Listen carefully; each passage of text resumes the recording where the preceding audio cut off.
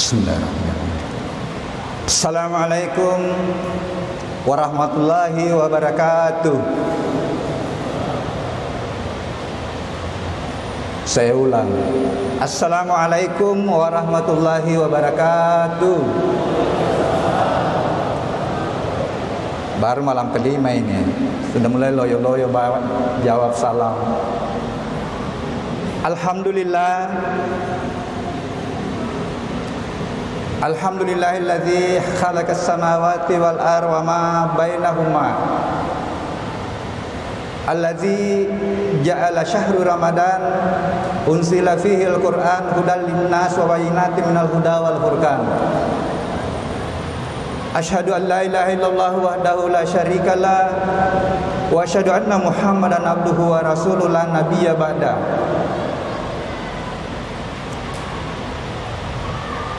Hadirin sidang jemaah Tarwih yang insyaallah dimuliakan Allah. Puji dan syukur senantiasa kita panjatkan kehadirat Allah, Tuhan yang menciptakan langit dan bumi serta seluruh yang ada di dalamnya, yang menjadikan bulan suci Ramadan ini bulan yang penuh berkah, di mana diturunkannya Al-Quran sebagai hudan, sebagai petunjuk bagi kehidupan umat manusia. Al-Quran sebagai kitab yang tertulis yang penuh dengan hikmah. Al-Quran sebagai silmi kafah yang akan menjadi panduan memandu kita untuk menuju pada keselamatan. Hadirin sidang jemaah Tarwih yang insya Allah dimuliakan Allah, salah satu harapan universal manusia adalah ingin selamat, ingin keselamatan dunia akhirat. Makanya terkenal ada doa sapu jagat, Rabbana atina fid dunya hasanah wa fil akhirati hasanah wa qina azabannar.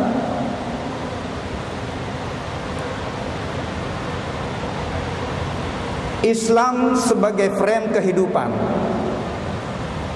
adalah jalan untuk menuju pada aslam, menuju pada keselamatan, yang dilengkapi dengan silmi kafah yang lengkap, Al-Quran yang lengkap. Haruslah dibangun dengan akidah yang kuat, keimanan yang kuat. Akidah dan keimanan yang kuat harus dilandasi dengan pemahaman yang mendalam. Disinilah pentingnya ilmu. Jadi harus dilandasi dengan pengetahuan dan pemahaman yang mendalam. Yang menurut saya mudah-mudahan tidak keliru. Setiap diri manusia harus memiliki minimal 3 pemahaman yang mendalam. Yang pertama adalah pemahaman dan pengetahuan yang mendalam tentang dirinya. Yang kedua adalah pengetahuan dan pemahaman yang mendalam tentang lingkungannya, baik itu lingkungan sosial maupun lingkungan alam semesta ini atau lingkungan hidup. Yang ketiga adalah pengetahuan dan pemahaman tentang siapa sih sebenarnya yang kita sembah. Tetapi pengetahuan dan pemahaman tentang siapa diri, apa dan siapa alam semesta ini, insya Allah itu adalah jalan untuk lebih memahami siapa sih sebenarnya Allah. Nah, pada kesempatan ini, karena ini lanjut nanti subuh, kita memulai dulu bagaimana mengenal sebenarnya siapakah Allah, siapa dirinya. Allah memperkenalkan dirinya melalui ayat-ayat kauliyah yang tertulis dalam Al-Quran, dalam firman-Nya. Allah memperkenalkan zatnya di dalam firman-Nya. Allah memperkenalkan namanya di dalam firman-Nya. Memperkenalkan dirinya dalam akhlaknya, sifatnya. Bahkan memperkenalkan dirinya dalam firman-Nya, perbuatannya. Karena rupanya ini Pengenalan terhadap Allah harus kenal zatnya. Di dalam Al-Quran dia memperkenalkan dirinya tidak ada yang menyerupai. Laisa kamitslihi syai'un. Jadi jangan kalau ada yang kita bayangkan itu, wah itu kapang Allah. Karena ini banyak tom biasa tarekat itu. Kalau Allahu Akbar dia bayangkan lafaz Allah. Lafaz Allah itu bukan dia. Karena dia sudah memperkenalkan dirinya. Laisa kamitslihi syai'un. Memperkenalkan dirinya wallahu likulli syai'in muhit. Dia memperkenalkan dirinya bahwa dia meliputi seluruh ciptaannya, seluruh makhluknya. Makanya mungkin ada ayat itu bahwa dimanapun kita menghadap, pada hakikatnya kita menghadap pada wajah Allah. Dalam tanda petik, bukan wajah fisik.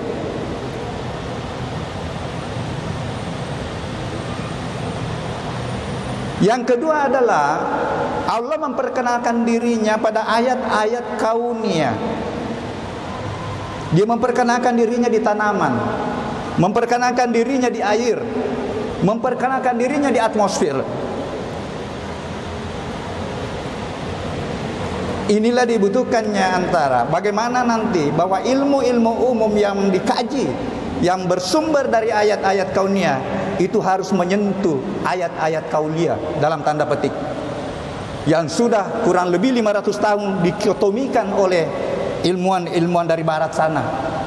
Harus kita kembali bagaimana mengintegrasikan antara kajian ayat-ayat kauliyah dengan ayat-ayat kauniyah.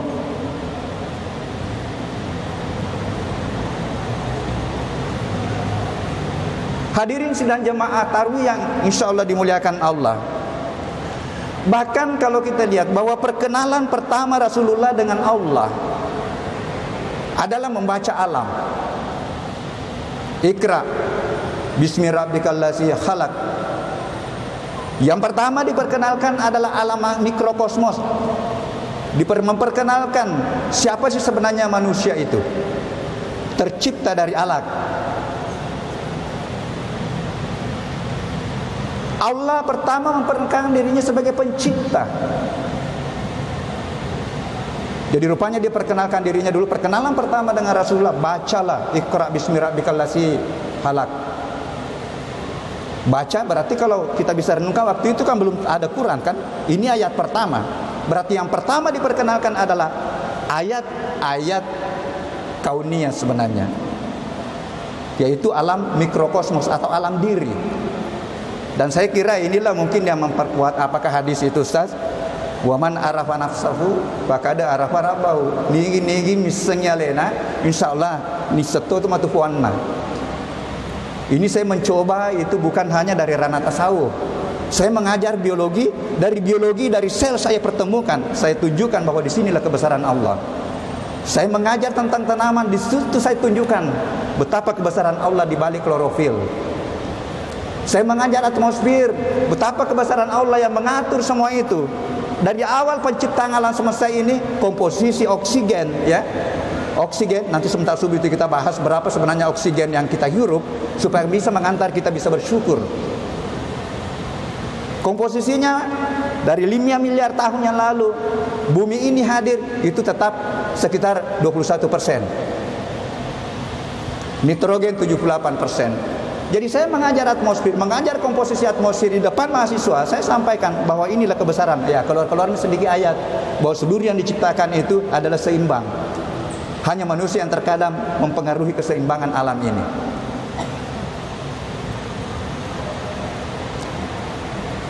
Setelah Allah memperkenalkan dirinya sebagai pencipta, memperkenalkan bahwa manusia itu tercipta dari segumpal daging. Nanti di ayat lain itu sudah terinci ya, mulai dari nutfah. Tetapi inilah yang pertama. Kemudian yang berikutnya Allah memperkenalkan sifatnya yang maha mulia, Rabb al-Akram. Ini luar biasa. Ini banyak renungan yang bisa kita dapatkan di sini bahwa setelah memperkenalkan dirinya sebagai pencipta, dia perkenalkan sifatnya yang maha mulia.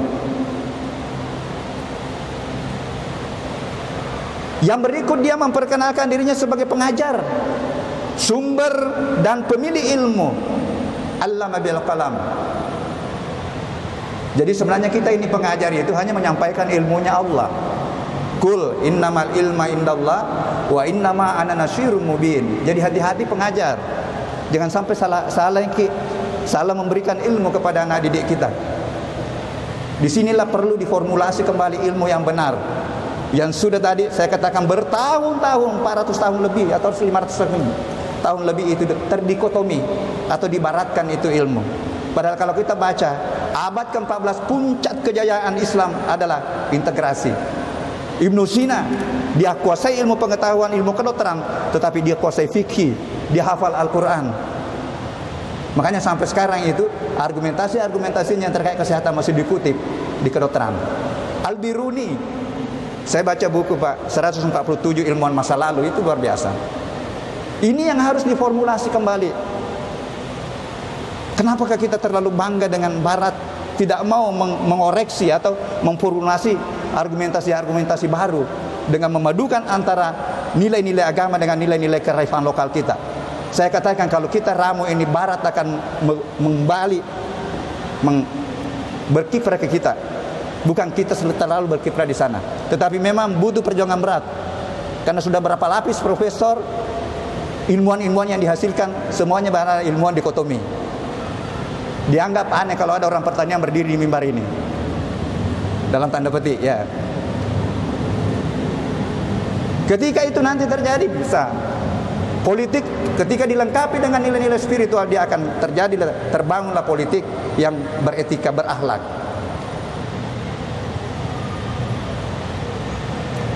Yang berikutnya, Allah mengajarkan ilmu yang tidak diketahui kepada manusia. Dan rupanya ini juga yang diwariskan, diperintahkan kepada Rasul. Saya baca itu, bahwa Rasul hadir itu ada 4 perannya. Yang pertama mengajarkan Quran. Yang kedua mengajarkan ayat-ayat, ya ayat-ayat tanda-tanda Tuhan di luar Quran itu, atau ayat-ayat kauniyah. Ya. Kemudian yang ketiga mengajarkan yang belum diketahui oleh manusia. Dan yang keempat adalah wa yusakkihim, mensucikan jiwa manusia. Ini 4.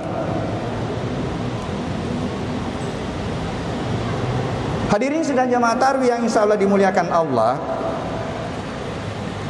Nah, untuk bagaimana memperkuat iman dengan ilmu,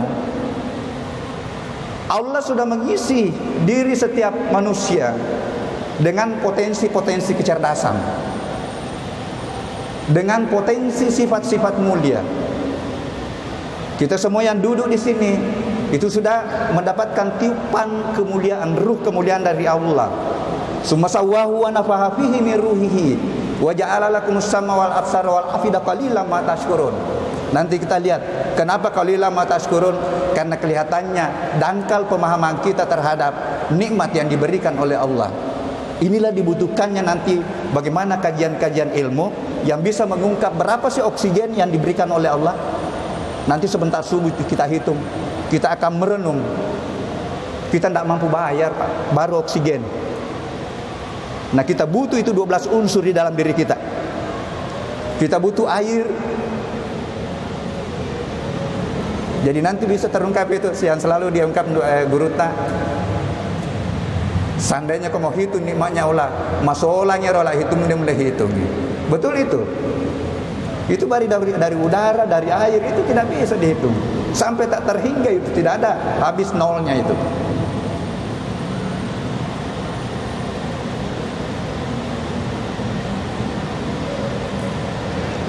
Kemudian kita semua diberikan potensi untuk bagaimana memunculkan kecerdasan kita. Sama dengan 3 alat. Sam'a wal basara wal fuada. Penglihatan, pendengaran, dan kalbu atau akal pikiran. Ini kalbu sekarang dengan temuan ilmu pengetahuan, rupanya dia mengandung neuron juga. Jadi sama dengan otak, ada kurang lebih 20.000 neuron. Ini temuan baru. Siapa yang temukan itu? Orang di luar kita, tetapi kita pakai untuk bagaimana memperkuat kita punya keimanan.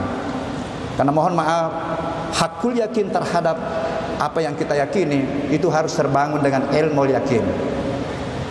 Karena ada tom biasa maka saja mulai bahas mana nyero imani saja. Saya katakan maaf bro, Tingkatan keimanan yang paling tinggi adalah hakul yakin. Dia bisa terbangun dengan ilmu yakin. Pelajari ilmu. Ilmu yang berasal dari ayat kauliyah, ilmu yang berasal dari ayat-ayat kauniyah. Perdalam itu.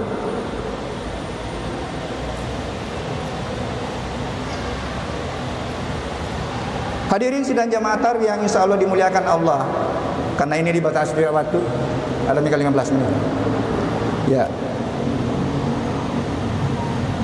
Yang berikutnya nanti bahwa Allah memperkenalkan diri di lingkungan. Ini saya mohon maaf, saya juga merenungi ini. Rupanya di Al-Quran itu, saya tadi mendapatkan istilah lingkungan itu hanya 4 ayat. Dan itu semua hanya terkait dengan lingkungan sosial. Kalau lingkungan alam itu, ya, itu Allah langsung menyebutkan makhluk, menyebutkan tanaman, menyebutkan dabbah. Saya bilang bisa kita berpikir ini untuk memformulasi kembali definisi lingkungan. Bahkan yang parah, karena definisi lingkungan menurut Barat adalah segala sesuatu yang ada di luar kita. Kalau menurut saya belum, masih koma di situ. Segala sesuatu yang ada di luar kita yang berhubungan dan membentuk diri kita. Nah, kalau kesadaran itu nanti muncul, insya Allah disinilah nanti hadir bagaimana kita menghargai lingkungan, bagaimana kita menghargai makhluk lain. Guru kita sekarang Ki Haji Nasaruddin Umar, dia mempopulerkan nama atau dia mengeluarkan gagasan ukhuwah makhlukiyah. Kalau saya mohon maaf, saya bahasakan spiritualitas lingkungan. Spiritualitas lingkungan, bahwa ketika kita menjaga tanaman itu bukan hanya sekedar aspek ekologinya atau ekosentris, tetapi dia adalah perintah dari Allah. Karena saya temukan 43 ayat yang terkait dengan bagaimana kita memanfaatkan sumber daya alam. Jangan berbuat kerusakan. Kulu washrabu min rizqillah wala ta'saw fil ardi mufsidin. Saya kira ini dulu, nanti kita lanjutkan nanti sebentar subuh. Karena sekali lagi bahwa kesimpulan sementara bahwa akidah yang kuat ketika diperkuat dengan pemahaman yang mendalam. Pemahaman yang mendalam minimal 3 aspek tadi. Pemahaman yang mendalam tentang diri kita, pemahaman yang mendalam tentang di luar diri kita atau makhluk-makhluk lain di luar diri kita, dan pemahaman yang mendalam tentang siapa sih sebenarnya Tuhan. Tetapi ketika mendalam kita punya pemahaman diri, pemahaman di luar diri kita, insya Allah disitulah kita temukan nanti sifatnya Allah dan perbuatannya Allah, bahkan zatnya Allah dalam tanda petik. Saya kira itu, mudah-mudahan ada manfaatnya. Mohon maaf segala kekurangannya. Wabillahi taufiq wal hidayah. Assalamualaikum warahmatullahi wabarakatuh.